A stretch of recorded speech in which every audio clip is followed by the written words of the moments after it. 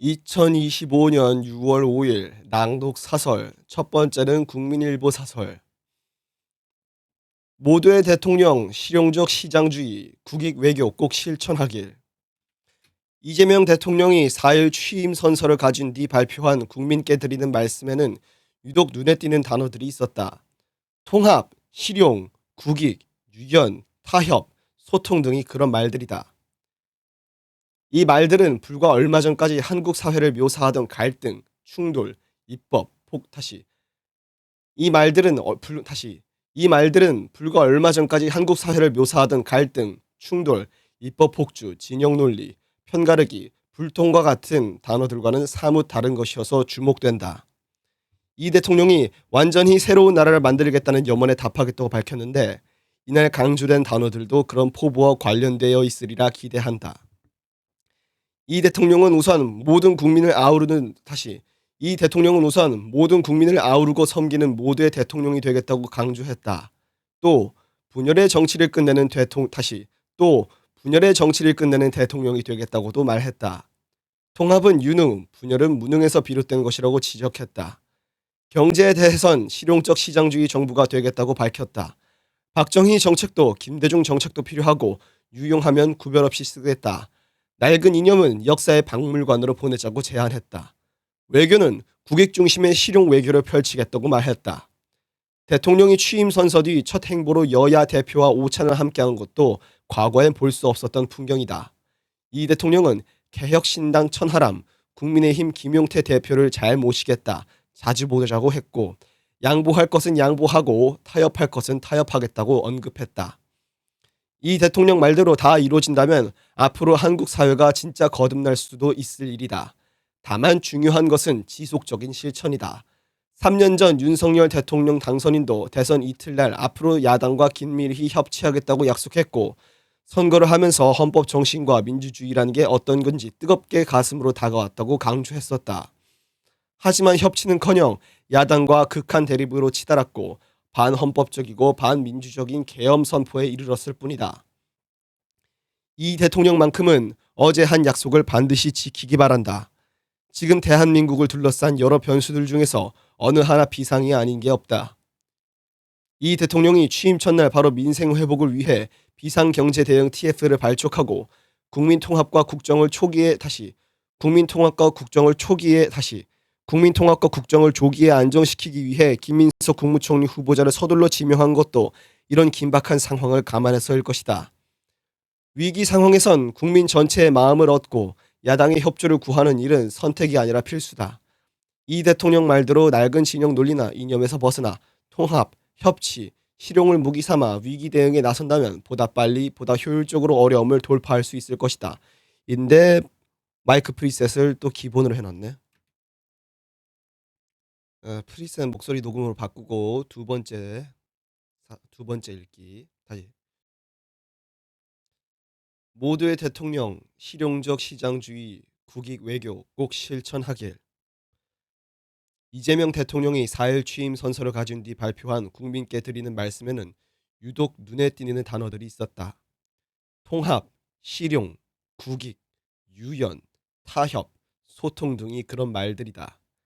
이런 말들은 불과 얼마 전까지 한국 사회를 묘사하던 갈등, 충돌, 입법 폭주, 진영 논리, 편가르기, 불통과 같은 단어들과는 사뭇 다른 것이어서 주목된다. 이 대통령이 완전히 새로운 나라를 만들라는 염원에 답하겠다고 밝혔는데 이날 강조된 단어들도 그런 포부와 연관되어 있으리라 기대한다. 이 대통령은 우선 모든 국민을 아우르고 섬기는 모두의 대통령이 되겠다고 강조했다. 또 분열의 정치를 끝내는 대통령이 되겠다고도 말했다. 통합은 다시 통합은 유능, 분열은 다시 다시 다시 통합은 유능, 분열은 무능에서 비롯되는 것이라고 지적했다. 경제에 대해선 실용적 시장주의 정부가 되겠다고 밝혔다. 박정희 정책도 김대중 정책도 필요하고 유용하면 구별 없이 쓰겠다. 낡은 이념은 역사의 박물관으로 보내자고 제안했다. 외교는 국익 중심의 실용 외교를 펼치겠다고 말했다. 다시. 외교는 국익 중심의 실용 외교를 펼치겠다고 말했다. 대통령이 취임 선서 뒤 첫 행보로 여야 대표와 오찬을 함께한 것도 과거엔 볼 수 없었던 풍경이다. 이 대통령은 개혁신당 천하람, 국민의힘 김용태 대표를 잘 모시겠다, 자주 보자고 말했고, 양보할 것은 양보하고 타협할 것은 타협하겠다고 언급했다. 이 대통령 말대로 다 이루어진다면 앞으로 한국 사회가 진짜 거듭날 수도 있을 일이다. 다만 중요한 것은 지속적인 실천이다. 3년 전 윤석열 대통령 다시 3년 전 윤석열 대통령 다시 3년 전 윤석열 대통령 당선인도 대선 이튿날 앞으로 야당과 긴밀히 협치하겠다고 약속했고, 선거를 하면서 헌법 정신과 민주주의란 게 어떤 건지 뜨겁게 가슴으로 다가왔다고 강조했었다. 하지만 협치는커녕 야당과 극한 대립으로 치달았고, 반헌법적이고 반민주적인 계엄 선포에 이르렀을 뿐이다. 이 대통령만큼은 어제 한 약속을 반드시 지키기 바란다. 지금 대한민국을 둘러싼 여러 변수들 중에서 어느 하나 비상이 아닌 게 없다. 이 대통령이 취임 첫날 바로 민생 회복을 위해 비상경제대응 TF를 발족하고 국민 통합과 국정을 조기에 안정시키기 위해 김민석 국무총리 후보자를 서둘러 지명한 것도 이러한 이 대통령이 취임 첫날 바로 민생 회복을 위해 비상경제 대응 TF를 발족하고 국민 통합과 국정을 조기에 안정시키기 위해 김민석 국무총리 후보자를 서둘러 지명한 것도 이런 긴박한 상황을 감안해서일 것이다. 위기 상황에선 국민 전체의 마음을 열고 야당의 협조를 구하는 일은 선택이 아니라 필수다. 이 대통령 말대로 낡은 진영 논리나 이념에서 벗어나 통합, 협치, 실용을 무기 삼아 위기 대응에 나선다면 보다 빨리, 보다 효율적으로 어려움을 돌파할 수 있을 것이다. 다음은 한결의 사설. 비상경제 TF 구성, 민생 추경 경쟁력 강화 신속히 해야. 이재명 대통령은 4일 취임 뒤 1호 행정명령으로 비상경제 점검 TF 구성을 지시했다.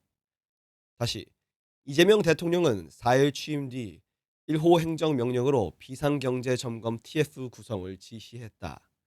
민생 경제가 극심한 불황에 빠져 있는 만큼 시의적절한 대응이다. 단기적으로는 내수 경기 진작을 위한 1차 추가 경정 예산안 편성이 시급하다. 또 한국 경제가 구조적인 장기 저성장에 빠져들고 있어 중장기적인 경쟁력 제고 방안도 마련해야 한다. 이 대통령은 이날 국민께 드리는 말씀에서 불황과 일전을 치르는 각오로 비상경제 대응 TF를 바로 가동하겠다. 국가 재정을 마중물로 삼아 경제의 선순환을 되살리겠다고 밝혔다. 이 대통령은 선거운동 시기인 지난달 25일 대통령에 당선되면 가장 먼저 이 TF를 구성하겠다고 언급한 바 있다. 그는 당시 TF를 자신이 직접 지휘할 것이며 단기적인 경기 진작책뿐 아니라 미래 경쟁력 강화를 위한 준비도 하겠다고 말했다. 내수 경기는 현재 위기라 할 정도로 심각하다. 대표적 지수인 소매 판매액 지수는 2022년 2분기부터 11분기 연속 마이너스다. 2003년 카드 대란, 2008년 글로벌 금융 위기 때 수준이다. 지난달 1차 추경을 편성하긴 했지만 내수를 떠받치기엔 턱없이 부족했다. 규모가 13조 8천억 원이지만 민생 분야는 4조 3천억 원에 불과했다. 더불어민주당은 애초 35조 원 규모의 추경 편성을 더불어민주당은 애초에 35조 원 규모의 추경 편성을 제안한 바 있는데 1차 추경분을 제외한 약 20조 원 규모로 2차 추경 편성을 할 수 있을 것이다. 다행히 김문수 국민의힘 대선 후보도 35조 원 규모 추경을 제안했으니 여야가 서둘러 합의하기 바란다. 2차 추경은 자영업자와 취약계층, 지역경제 등 민생회복 사업 위주로 짜야 한다. 사업 경쟁력 강화를 위한 정책 마련도 더 미룰 수 없는 과제다. 우리 경제는 노동과 자본이라는 생산 요소 투입에 의한 전통적 성장 방식이 한계에 이른 가운데 생산성 증가율마저 큰 폭으로 둔화하고 있다. 잠재 성장률은 5년마다 1%포인트씩 하락해 1%대 후반까지 떨어졌다. 자동차 등 전통 주력 산업은 자동차 등 전통 주력 산업은 중국의 추격을 허용한 데다 미국의 관세 압박에 수출마저 위태롭다.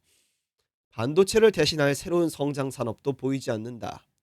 이 대통령은 공약에서 인공지능 3대 강국, 잠재 성장률 3% 당사 다시 이 대통령은 공약에서 인공지능 3대 강국, 잠재 성장률 3% 달성, 국력 5강을 비전으로 제시했는데 TF에서 구체적 액션 플랜을 내놓기 바란다.